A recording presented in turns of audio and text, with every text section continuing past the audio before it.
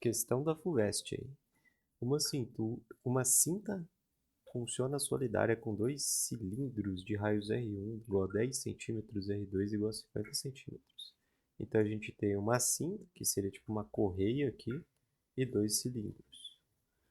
Supondo que o cilindro maior tenha uma frequência de rotação F2. Eita, peraí. F2. Qual a frequência de rotação F1 do cilindro menor? Então a gente tem que saber relacionar de alguma forma essa frequência de rotação de cada um deles com algo que a gente tenha. No caso, nós temos um raio. Então a pergunta é: como a gente associa o raio com a frequência de rotação? Bom, primeira coisa, vamos olhar para o nosso desenho e tentar entender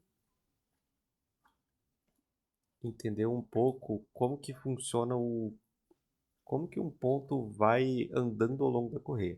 Eu vou escolher alguns pontos aqui que são bons. Então vamos supor o seguinte, é como se eu fizesse um experimento, tá? Eu vou pintar aqui na correia de amarelo um ponto, e eu vou pintar de amarelo aqui também, e eu vou pintar de vermelho na correia, tá? É o mesmo ponto, só que aqui, eita, de preto. Então eu pintei de amarelo um ponto que está em contato com a correia em preto. E aqui eu fiz a mesma coisa. E aqui eu pintei um ponto de preto também, e aqui eu pintei outro ponto de preto na correia. Por que eu fiz isso? Eu vou rodar a correia um tempo, e aí eu vou ver o que acontece com essa correia. Então eu tirei essa foto. Nessa foto, a gente tem aqui que está pintado um pedacinho aqui do cilindro e um pedacinho da correia que estão juntos da mesma cor. E aí eu quero ver o que acontece com esses caras. Aí eu deixei passar um tempo e eu girei, deixei girar, né? Ele está girando com uma determinada frequência. E eu tirei outra foto. Aí nessa segunda foto, esse cara aqui estava aqui. Esses caras aqui estavam aqui. Esse cara aqui estava aqui.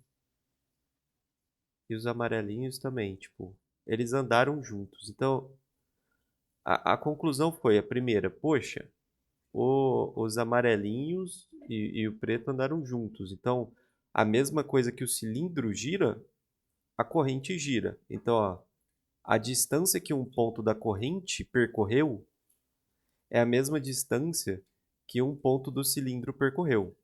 Interessante. Essa distância depois a gente mediu e é igual a essa distância que um ponto da cinta, né, livre, correu também. Interessante. E ele correu nessa direção. Nessa direção. A mesma coisa aconteceu aqui.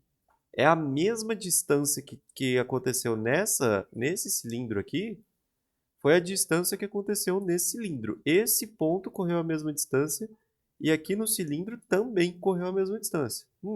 Interessante. E aqui, indo no sentido, aconteceu a mesma coisa. Todas essas distâncias foram iguais. Aí o que isso significa? Existe uma compatibilidade entre o movimento do cilindro, de um ponto no cilindro, e de um ponto na correia. Isso acontece porque essa correia não estica e porque ela não escapa do cilindro. Então, em nenhum momento ela escapa do cilindro e ela não estica, ela não comprime. Então, o quanto cada ponto anda é exatamente a mesma coisa na correia inteira. E aí acontece o seguinte: então precisa existir uma compatibilidade entre os cilindros. Então você já sabe que uma distância percorrida num lugar é igual à distância que todos os pontos percorreram da correia, né? Então pensa assim: se eu tiver um ponto aqui, ó, e um ponto aqui, ó. Se eu tirei uma foto desse ponto aqui, desse aqui, e aí eu fiz ele percorrer essa distância até aqui, certo? Esse outro ponto vai percorrer mais ou menos até aqui, ó.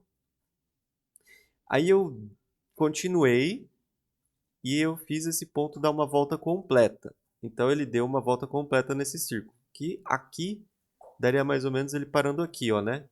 Essa distância toda é igual a essa distância aqui. Interessante. O que isso significa? Que nesse círculo menor, para um ponto dar uma volta inteira nele, ele precisa percorrer só uma pequena parte do círculo maior. As distâncias percorridas são as mesmas, né? A distância percorrida é a mesma do ponto, porque é como se fosse um ponto da correia, né? Lembra da compatibilidade de movimentos? Então, essas distâncias eu vou chamar de D2 e D1. São iguais. Só que o ângulo que foi formado durante esse tempo não é igual, né? O ângulo aqui é 360 graus, porque o ponto percorreu tudo, né? O θ1 aqui foi 360 graus. E o θ2 foi menos, não sei quanto. Tá. Agora vamos ver uma coisa importante. A gente consegue analisar duas fotos de alguma coisa girando e determinar uma velocidade angular. É importante vocês entenderem a diferença entre uma coisa estática e uma coisa tirada entre duas fotos. Já vou explicar. Muita gente, eu vou colocar a fórmula aqui direto. Muita gente fala assim: ah, velocidade angular é igual a ângulo dividido por tempo. Errado. E eu vou deixar isso claro agora. Ou, por exemplo, a velocidade é igual a posição dividido pelo tempo. Errado. E agora vai ficar fácil de enxergar. Pensa que eu tenho aqui um cilindro. Aí eu vou marcar um determinado ângulo aqui, ó, que ele já percorreu esse ângulo, tá? Vou colocar esse ângulo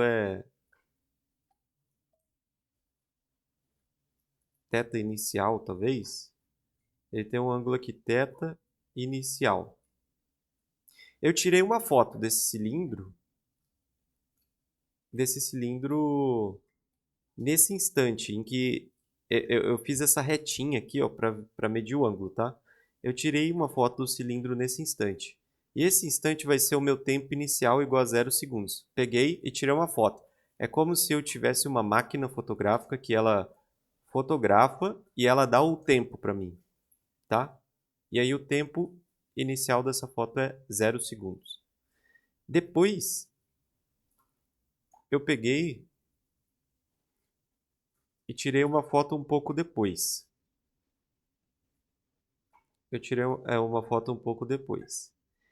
Aí essa reta aqui, ela andou um pouco, ela estava meio que aqui, ó. Então, se você for olhar a configuração inicial, né? Ela tinha um ângulo inicial ali, que ela já tinha rodado em algum momento, e ela rodou esse ângulo. Então, eu tenho esse ângulo final, né? Esse é o ângulo final. O ângulo final é tudo, é todo esse ângulo. Eu tô medindo todos os ângulos com essa referência aqui. Eu estou medindo a partir daqui, igual como se fosse um transferidor. Então, ela não estava certinho no 0 graus. Ela tinha começado com uma distância, um ângulo, né? E aí depois a gente tirou essa segunda foto em, sei lá, tempo final igual a 5 segundos, por exemplo. E aí ela tinha um ângulo. O que é a velocidade angular? A velocidade angular é a variação do ângulo dividido pela variação do tempo. Ou seja, quanto que o ângulo se deslocou, né? Quanto que ele aumentou, diminuiu, dividido pelo quanto tempo passou. Olha só, eu vou dar números aqui no meu exemplo. O quanto o ângulo deslocou é isso aqui, certo? Que é, ele saiu daqui desse ponto e foi para esse. Esse é o deslocamento angular. E esse deslocamento ele tem um valor. Ele vai ser o ângulo final menos o ângulo inicial. Entendeu? Esse aqui é o ângulo inicial, esse aqui é o ângulo final. Então, o deslocamento é isso. Toda coisa que varia, a gente chama de delta na matemática e na física, geralmente, entendeu? É meio que um padrão. Então, assim, a gente está estudando a variação do ângulo. A variação é o delta. Delta do ângulo. Delta do ângulo é igual ao ângulo final menos o ângulo inicial. Então, vamos dar números aqui para ficar mais claro. Por exemplo, vamos supor que esse ângulo inicial era 10 graus. Esse ângulozão final, então aqui era 10 graus. Esse ângulozão final aqui, ele é 60.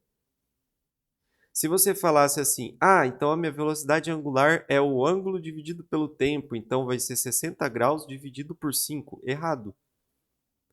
Você não pode medir a velocidade de uma coisa olhando uma foto, porque a foto é parada, ela é estática. Você só pode medir uma velocidade, seja a velocidade do ângulo, a velocidade de uma coisa correndo na estrada, olhando duas fotos e vendo qual é a diferença.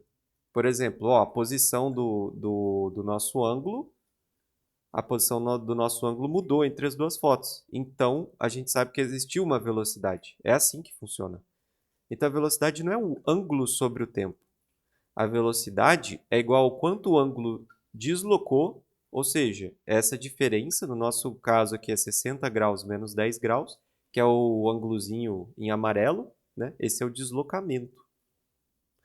Dividido por quanto tempo passou entre as duas fotos que a gente viu. A gente viu uma foto em 5 segundos e outra em 0 segundos. Então, isso aqui vai ser a nossa velocidade angular. A nossa velocidade angular não vai ser, é o ângulo dividido pelo tempo, ou o ângulo inicial dividido pelo tempo inicial, ou então o ângulo dividido por quanto tempo passou. Não. Isso é muito importante de saber. Então, você só consegue medir. A velocidade é a taxa de variação de alguma coisa no tempo, geralmente, tá? Nesse contexto da física, vai ser a taxa de variação de alguma coisa no tempo. Então, uma velocidade vai ser alguma coisa que variou, ou seja, delta de alguma coisa, pela variação do tempo, né? E a variação do tempo é o quê? O tempo final menos o tempo inicial. Aí, por exemplo, vamos supor que o tempo final é 15 e o tempo inicial é 3 segundos. Se você ver, o ΔT, ou seja, a variação de tempo, vai ser 15 menos 3. Passaram-se 12 segundos nesse contexto. Então, se você colocar 15 segundos ali na divisão, aqui, ó, você colocar 15 segundos aqui, você vai errar. O ΔT só vai ser igual ao tempo final se o tempo inicial for zero. Então, pensa, o ΔT é o tempo final menos o tempo inicial. Se o tempo inicial for zero, então aí sim o ΔT vai ser igual ao tempo final. E muito aluno confunde isso. Aí os professores às vezes têm que passar muito conteúdo muito rápido, não tem tempo de ficar explicando com detalhe. Então, é importante vocês entenderem claramente essa diferença que está aí na tela, né? ΔT não é o tempo final, é a diferença entre os tempos. Delta significa variação, então é a variação de tempo. Toda velocidade, seja velocidade linear, angular, nesse contexto que a gente está estudando, só pode ser a variação de alguma coisa no tempo, na variação de tempo, tá? Não confundam tempo com variação de tempo. E eu tô tomando meu tempo aqui para explicar isso, antes de só sair resolvendo exercício com uma regra de 3 simples, porque eu acredito que vocês têm que entender o contexto do negócio para vocês aplicarem. Porque se vocês forem meros decoradores e aplicadores de regra de 3, quando vier um exercício diferente, vocês não acertam o exercício. Então, olha só, é isso aqui que acontece. Então, nesse caso aqui, por exemplo, se o nosso ângulo inicial é 10 e o nosso ângulo final é 60, a variação do ângulo foi 60 menos 10. E a variação do tempo de 5 segundos é menos 0 segundos. Isso vai ser a velocidade. Tá. Dito isso, então a gente continua no problema. Como que a gente sai do raio, que é a única informação que a gente tem, para relacionar. A gente tem o raio 1 e o raio 2 para conseguir achar uma relação com a frequência, né? Beleza. Entendido isso, a gente pode então descrever a nossa velocidade angular. A velocidade angular, ela é igual à variação de um ângulo. Aí eu gosto de chamar o ângulo de θ, muitos livros também, mas eu vou chamar de A. Só porque, para ficar claro, é a variação do ângulo dividido pela variação do tempo. Aí, como eu estou chamando de A o ângulo aqui, a gente pode chamar de A aqui também. Então, isso aqui é a variação do ângulo, que vai ser o ângulo inicial, esse é o ângulo final, que é tudo isso. E esse aqui é o quê? A variação do ângulo, que é ângulo final menos ângulo inicial. Beleza. Então, a nossa velocidade angular, a gente chama de W para não chamar de V, que é a linear geralmente, né? Ela é igual a ângulo final menos ângulo inicial dividido por tempo final menos tempo inicial. Ok. Agora vamos voltar para o exercício. A gente lembra que a distância percorrida é igual entre os nossos dois cilindros, a distância linear de um ponto, né? Mas a distância angular não. Como que a gente pode relacionar elas? A gente pode tentar comparar dentro de cada círculo, tentar descobrir quanto que um determinado ponto girou.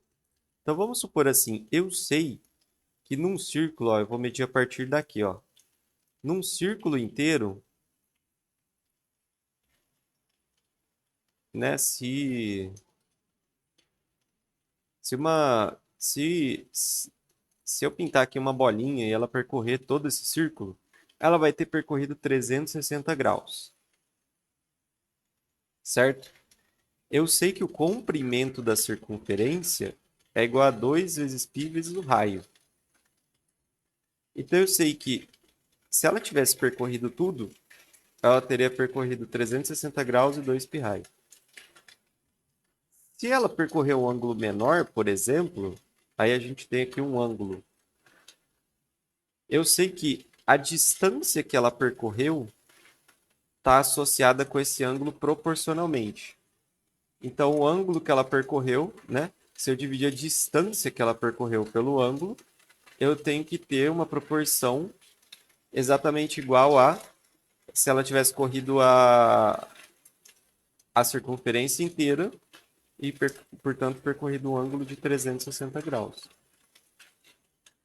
Aí a gente pode usar isso, então, para tentar associar o raio com a distância, né? E aí depois a gente associa a distância com o ângulo. E aí depois o ângulo com a velocidade e a velocidade com a frequência. Beleza. Então agora, por conta daquela compatibilidade da correia, a gente sabe que as distâncias são iguais. E a gente vai usar essa outra fórmula aqui para a gente conseguir determinar a distância em função do raio. Então a gente vai isolar a distância. Vou aplicar para o primeiro. Eu sei que a distância percorrida aqui, ó, vamos colocar dois pontos, aqui e aqui. Esse ponto correu até aqui. Esse ponto correu até aqui. Então eu tenho aqui um ângulo. Esse ângulo é o ângulo 1. Esse ângulo aqui é o ângulo 2. Essa é a distância 2 e essa é a distância 1. Eu sei que a distância 1 e a 2 são iguais por causa da correia. O ângulo não. Mas eu sei que a distância 1 dividida pelo ângulo 1 tem que ser igual a 2 vezes π vezes o raio do círculo 1 dividido por 360. Lembra? Proporcionalidade. 360 está pela circunferência inteira, assim como a distância 1 está para o ângulo 1. Aí aqui a gente pode isolar D1. D1 é igual a 2π vezes R1 dividido por 360 vezes o ângulo 1. Ou seja, eu multipliquei ambos os lados da equação por ângulo 1 aqui. E desse lado cancelou. A gente pode fazer a mesma coisa para o ângulo 2 e vai ter uma resposta bem parecida. D2 é igual a 2π vezes R2 A2 dividido por 360 graus. Beleza. E a gente, por conta da compatibilidade da correia, sabe que a distância 1 é igual à distância 2. Então a gente pode igualar isso aqui. Aí, igualando esses dois, a gente vai ter aqui o seguinte. 2π R1 A1 sobre 360 é igual a 2π R2 A2 sobre 360. A gente pode multiplicar ambos os lados por 360 e dividir por 2π. E a gente fica com essa relação menorzinha. Então, se eu pegar um raio e multiplicar pelo ângulo, eu tenho que ter a mesma coisa que pegar o raio do outro e multiplicar pelo ângulo. Olha que interessante. Isso só é válido por causa da compatibilidade da correia. que ela não estica, ela não contrai e ela não desliza nos cilindros, né? Agora, a gente tem que dar um jeito de associar esse ângulo com a velocidade angular. E a gente tem aqui a maneira, né? Nesse exemplo que eu estou dando, eu vou dizer que, tipo, aqui no círculo 1, o ângulo inicial é 0 e o tempo inicial é 0. Nesse aqui, eu vou falar que o ângulo inicial também é igual a 0 e o tempo é igual a 0, para facilitar minhas contas. Então, vamos calcular a velocidade angular do primeiro e do segundo. A velocidade angular do primeiro é o quê? É a variação do ângulo, ou seja, é o ângulo final, que é o A1, menos o ângulo inicial, que a gente começou a medir daqui, ó, então ele é 0, dividido pelo tempo que passou, tempo final, ou seja, eu tirei uma foto no tempo inicial 0 e o tempo final eu tirei uma foto. Eu não sei quem é esse tempo final exatamente. Mas o tempo inicial eu coloquei 0, para facilitar a conta. Aí a gente tem que a velocidade angular 1 é ângulo 1 dividido por tempo final. A velocidade angular 2, do mesmo jeito, vai ser ângulo 2 dividido por tempo final. E a gente pode substituir isso na fórmula aqui em cima. Então eu vou substituir... tá, vamos primeiro multiplicar ambos os lados por tempo final.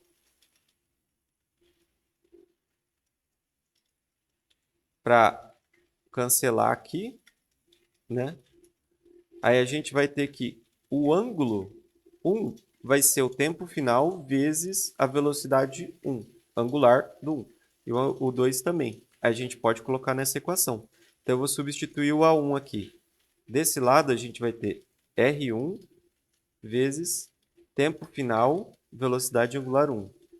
Na segunda, isso tem que ser igual ao raio 2 multiplicado por tempo final vezes velocidade 2. Dividindo ambos os lados por tempo final e supondo que ele não é zero, para a gente poder fazer isso, a gente consegue simplificar e chegar nessa relação. Então, o raio multiplicado pela velocidade angular do primeiro cilindro tem que ser igual ao raio multiplicado pela velocidade angular do segundo. Tudo isso por causa da compatibilidade geométrica, né? Da corrente que não estica, não comprime, não contrai e não desliza. Tá, agora a gente pode associar a velocidade angular com a frequência angular. Dá um contexto aqui para vocês. Assistam essa aula quantas vezes forem necessário até vocês entenderem esses processos, essas pequenas etapas, até vocês conseguirem reproduzir esse pensamento e esse modo de escrever a matemática, né? Entender que uma velocidade ela é a diferença entre duas fotos, né? E, portanto, ela é sempre uma diferença de uma grandeza medida na diferença do tempo entre as duas fotos. Essas coisas, para vocês não errarem coisas muito comuns de aluno errar. Tá. Agora o negócio é o seguinte, vamos pensar na... Eu tenho um círculo aqui. O que seria a velocidade angular, né, de um ponto ou do próprio círculo? A gente pode pintar um ponto nesse círculo, né? E fazer uma retinha aqui que liga até o meio, certo? Aí eu tirei uma foto, de novo, eu tirei uma foto no tempo igual a 0. Aí passou um tempo, e esse cara tava assim, ó. E aí eu tirei a segunda foto, sei lá, em 5 segundos. O que que isso significa? A velocidade angular é a velocidade com a qual esse ângulo, né, se deslocou. Ela é medida entre duas fotos, né? E a gente consegue ver qual que é essa velocidade angular, porque ela é a diferença do ângulo dividido pela diferença do tempo, né? Então, da situação 1 para a situação 2, o ângulo percorrido é esse amarelinho aqui. Eu vou chamar de delta ângulo, variação do ângulo. Então, a velocidade angular é igual à variação do ângulo dividido pela variação do tempo. E o que é frequência? A frequência aqui, por exemplo... vamos lá. Então, isso aqui é uma variação de ângulo por tempo. Ela deve ser medida, por exemplo, em graus por segundo, né? Vamos supor que a gente tinha aqui, a gente marcou que aqui era 0 graus, e aí esse ângulo aqui é de 120 graus. Então, a nossa variação é 120 menos 0, que é 120 graus, e a variação do tempo é 5 menos 0, dividido por 5. Então, a nossa velocidade angular ela é medida em graus por segundo, e nesse caso aqui ela é de 24 graus por segundo. Então, a cada 1 segundo ela percorre 24 graus. Seria mais ou menos isso, né? A nossa aproximação. Beleza. E o que é a frequência? Né? O que é a frequência? A frequência dada aqui no exercício está em RPM. RPM significa rotações por minuto. Ou seja, rotações dividido por minuto. É quantas voltas completas esse ponto dá dentro de 1 minuto. Entendeu? Então, se eu pegar aqui, ó, o que significa 60 RPM? São 60 rotações por minuto. Ou seja, esse ponto vai passar por esse lugar, rodando aqui, 60 vezes em 1 minuto. Aí, se você vê que 1 minuto tem 60 segundos, você sabe que a cada 1 segundo esse ponto vai estar aqui de volta. Então, é assim, ó. 1, 2, 3, 4, 5, 6, 7. Essa seria mais ou menos a velocidade real dele, entendeu? A cada 1 segundo ele está passando aqui de volta. Beleza. Como que a gente faz para associar essas duas coisas? Esse F que ele deu para a gente, ele é equivalente a uma volta completa. Uma volta completa tem 360 graus. Né? Então, a gente sabe que se a gente pegar a velocidade angular, que é medida em graus, ela vai ser igual a frequência angular vezes 360 graus. Essa velocidade angular que a gente colocou medida em graus, certo? Porque pensa assim, ó, a gente acabou de encontrar que, por exemplo, é isso, né? Eu acho que a explicação talvez chegou num ponto interessante aqui, que é você consegue ver que a velocidade angular, ela se relaciona com a frequência angular nesse caso, com uma diferença aí de 360 graus, né? Porque a velocidade angular é medida em graus por segundo, nesse exemplo que a gente está dando, e aqui é em rotações por minuto. Então, é voltas inteiras dividido por minuto. Opa, e tem mais uma coisa. É dividido por minuto. Então, olha só, vamos fazer... eu acho que eu vou ter que fazer o caminho completo para a explicação ficar decente. Vamos lá. Como que a gente consegue transformar uma coisa medida em rotações por minuto em graus por segundo? Bom, vamos pensar assim. Cada rotação são 360 graus. Então, vamos supor que eu tenho um número aqui. Sei lá, é a minha frequência angular. A minha frequência angular tem rotações por minuto.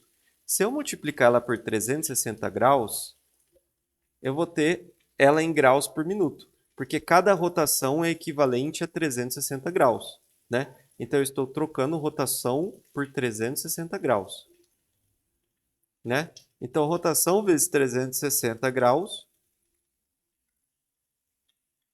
Opa, desculpa.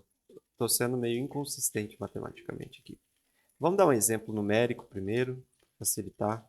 Vamos pensar assim que a gente tem uma frequência de 60, que é o 60 rotações por minuto, certo?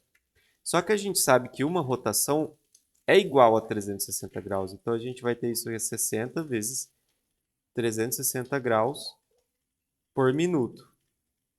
Só que a gente sabe que 1 minuto são 60 segundos. Então, a gente vai ter 60 vezes 360 graus dividido por 60 segundos. A gente só está colocando... A gente está mantendo a igualdade aqui acontecendo. Porque 1 minuto é igual a 60 segundos, né? E uma rotação é uma volta completa. Ela é equivalente a 360 graus, né? Deixa eu só pensar um pouquinho. Faz sentido, porque a nossa velocidade angular ela é um ângulo por tempo, né? Graus por segundo. E a nossa rotação são voltas completas.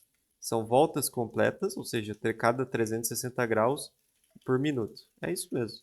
E aí a gente vai ter, então, nessa conta, um cancelamento aqui. Mas a ideia é, se a gente pegasse uma frequência qualquer, a gente faria o mesmo processo. A frequência em rotação por minuto, ela é equivalente a uma frequência vezes 360 graus dividido por 60 segundos, né? Então, ela vai ser equivalente a F vezes 360 dividido por 60 dá 6. F vezes 6 em graus por segundo. Então, vamos supor, para transformar de rotação por minuto para graus por segundo, a gente vai multiplicar por 6 o valor. Aí, voltando para o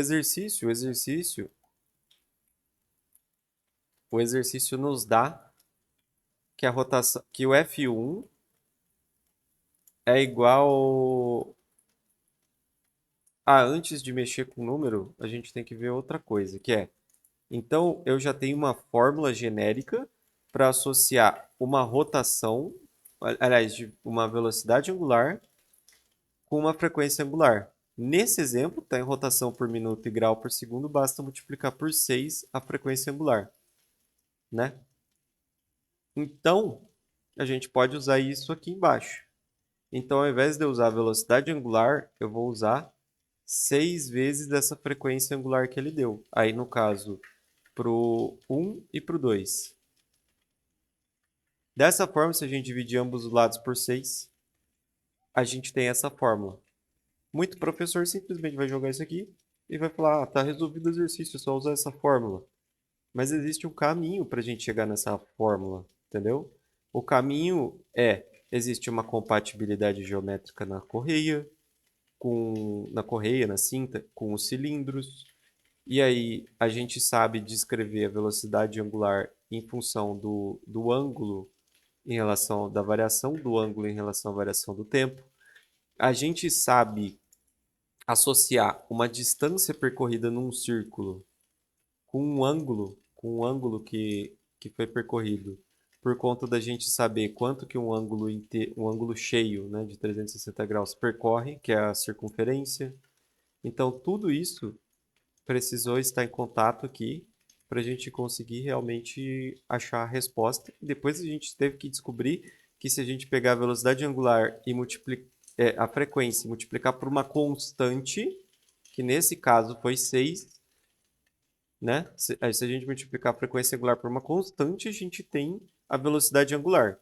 E isso tudo foi usado para a gente chegar aqui, né? Agora a gente pode substituir valores e resolver o exercício, que muitos diriam que é fácil. Para mim, existe um caminho aí até você entender isso aí. Então a gente sabe agora, finalmente, que se a gente pegar o raio e a frequência, né, do primeiro cilindro, isso tem que ser igual ao raio do segundo vezes a frequência do segundo. Bom, agora a gente sabe que o raio 1 é 10 centímetros, a gente sabe que a frequência do primeiro é 60 RPM. Opa, a frequência do segundo é 60 RPM, ele pediu do primeiro. O segundo raio é 50 e a frequência do segundo é 60. Como a gente está mantendo unidades iguais, todas as frequências estão em rotação por minuto e, e todos os raios estão em centímetro, a unidade que vai restar aqui para o F1 vai ser a mesma da outra, que é a rotação por minuto. Então é só a gente fazer a conta. Dividindo ambos os lados por 10, para manter o equilíbrio da igualdade, a gente pode dizer aqui que F1 vai ser igual a 300 rotações por minuto. E o que isso significa, só para a gente entender?